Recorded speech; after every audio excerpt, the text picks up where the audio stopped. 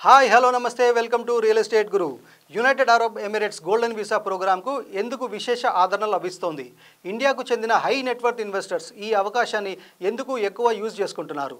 దుబాయ్కి ఇండియాకు మధ్య ఉన్న సన్నిహిత సంబంధాలతో పాటు గ్లోబల్ హబ్గా దుబాయ్ ఉండటమే ఇందుకు ప్రధాన కారణమా? అసలు ఏమిటి ఈ దుబాయ్ గోల్డెన్ వీసా? ఎంత సొమ్ము ఇన్వెస్ట్ చేస్తే ఈ వీసా ఇస్తారు? అసలు ఈ గోల్డెన్ వీసా ఎలా పనిచేస్తుందో ఒక లుక్ వేద్దాం.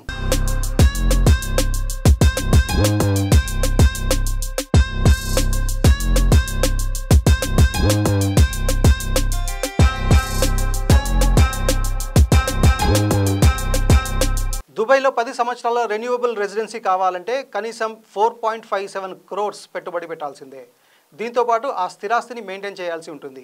వీసా హోల్డర్ తన కుటుంబ సభ్యులను కూడా స్పాన్సర్ చేసే వెసులుబాటు ఉంటుంది. ఇది ఇలా ఉండగా ఈ ఏడాది సుమారు 4,300 మంది ఇండియన్ మిలియనీర్లు విదేశాల్లో స్థిరపడడానికి ప్లాన్ చేస్తున్నారు. వారిలో మెజారిటీ ప్రజలు దుబాయ్నే ఎంపిక చేసుకున్నట్లు ఒక రిపోర్ట్ వెల్లడైంది. UAE golden visa long term రెసిడెన్సీకి అత్యధిక ప్రజాదరణ కలిగిన స్కీమ్ విషయానికి వస్తే కనీసం 2 మిలియన్ ఈఏడీ అంటే ఇండియన్ కరెన్సీ ప్రకారం 4.57 కోట్లు పెట్టి గోల్డెన్ వీసా పొందవచ్చు. ఇక ఈ వీసా కాలపరిమితి 10 సంవత్సరాల పాటు ఉంటుంది. అటు తర్వాత కావాలనుకుంటే దీన్ని రెన్యువల్ కూడా చేసుకోవచ్చు. అక్కడి ప్రభుత్వం ఫార్మాలిటీని పూర్తి చేసిన వెంటనే మీ గోల్డెన్ వీసా దరఖాస్తు ఆమోదం పొందుతుంది. 6 నెలల పాటు మల్టిపుల్ ఎంట్రీ వీసా, దీంతో పాటు యునైటెడ్ అరబ్ ఎమిరేట్స్ కు పర్యటించడానికి అవకాశం దక్కుతుంది. తర్వాత మీరు ఐడీ కార్డుకు దరఖాస్తు చేసుకోవడంతో పాటు మెడికల్ చెకప్ కూడా ఉంటుంది. ఈ తంతు పూర్తయిన తర్వాత మీకు రెసిడెన్స్ వీసా లభిస్తుంది. అయితే రెసిడెన్సీ ప్రాసెసింగ్ కు సుమారు 2 నెలల సమయం పట్టవచ్చు.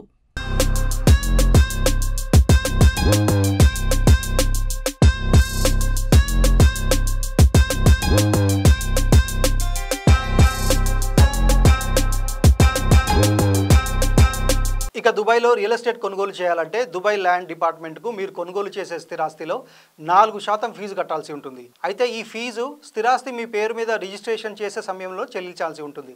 ఇతర ఖర్చుల విషయానికి వస్తే 4,000 స్థానిక కరెన్సీ అంటే మన కరెన్సీ ప్రకారం 91,000 రూపాయల నుంచి 1.02 లక్షల వరకు ఖర్చు అవుతుంది.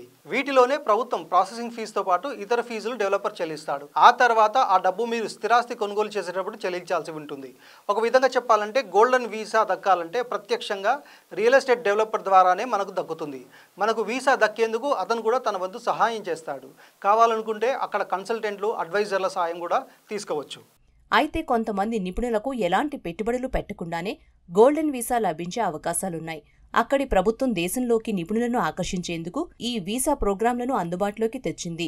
ఉదాహరణకు సైంటిస్టులు, సీసూట్ ఎగ్జిక్యూటివ్స్, రీసెర్చర్స్, క్రియేటివ్ ప్రొఫెషనల్స్ కూడా ఈ కోవలోకి వస్తారు.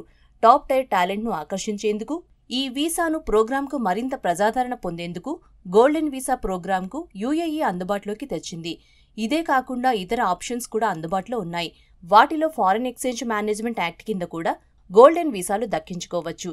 అయితే ఫెమా విషయానికి వస్తే రిజర్వ్ బ్యాంక్ ఆఫ్ ఇండియా నేతృత్వంలో సాగుతోంది. ఇందుకు ఉదాహరణ చెప్పుకోవాలంటే గోల్డెన్ వీసా ద్వారా దుబాయ్లో మీరు స్థిరాస్తులు కొనుగోలు చేయడానికి, రుణాలు తీసుకోవడానికి అనుమతిస్తుంది. అయితే ఫెమా చట్టం ప్రకారం విదేశీ కరెన్సీ ద్వారా స్థిరాస్తి కొనుగోలు చేయడానికి అనుమతించదు. నిర్మాణంలో ఉన్న ఆస్తిని కొనుగోలు చేయడానికి కూడా అనుమతించదు. ఒకవేళ ఎల్ఆర్ఎస్ పేమెంట్ను దాటిపోతే దీనికి పన్ను చెల్లించాల్సిందేనని ఈ క్రమంలో ఫెమా నిబంధనలు ఉల్లంఘించినట్లు అవుతుంది. దీంతో పాటు దుబాయ్లోని బ్యాంకుల్లో 2 మిలియన్ స్థానిక కరెన్సీ ఫిక్స్డ్ డిపాజిట్ చేస్తే కూడా గోల్డెన్ వీసా లభిస్తుంది.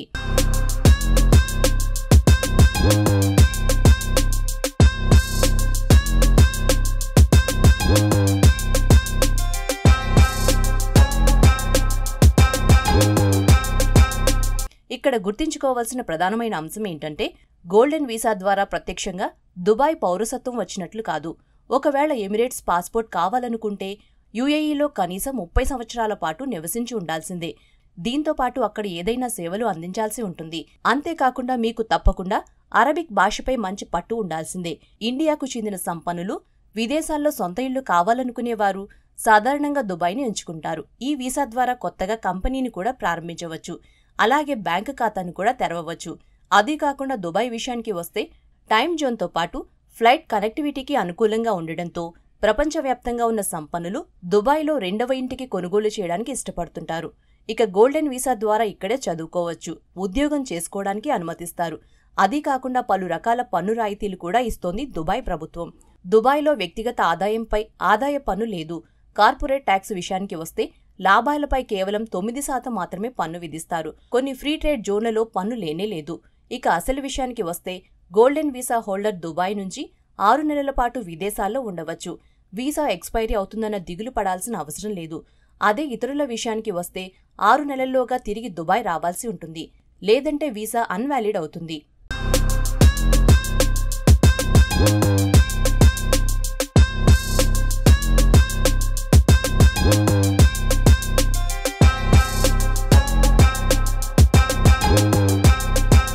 గోల్డెన్ వీసా ప్రోగ్రామ్ను 2019లో ప్రారంభించింది దుబాయ్. గోల్డెన్ వీసా హోల్డర్ తన కుటుంబ సభ్యులకు భార్య, పిల్లలు, పనివారిని కూడా స్పాన్సర్ చేయడానికి వీలవుతుంది. తమ రియల్ ఎస్టేట్ మార్కెట్ను బాగా అభివృద్ధి చేసుకునేందుకు ఈ వీసాను అమలుకు తెచ్చింది దుబాయ్ ప్రభుత్వం. ప్రపంచంలోని పలు దేశాలకు చెందిన సంపన్నులు ఈ అవకాశాన్ని బాగా వినియోగించుకుంటున్నారు.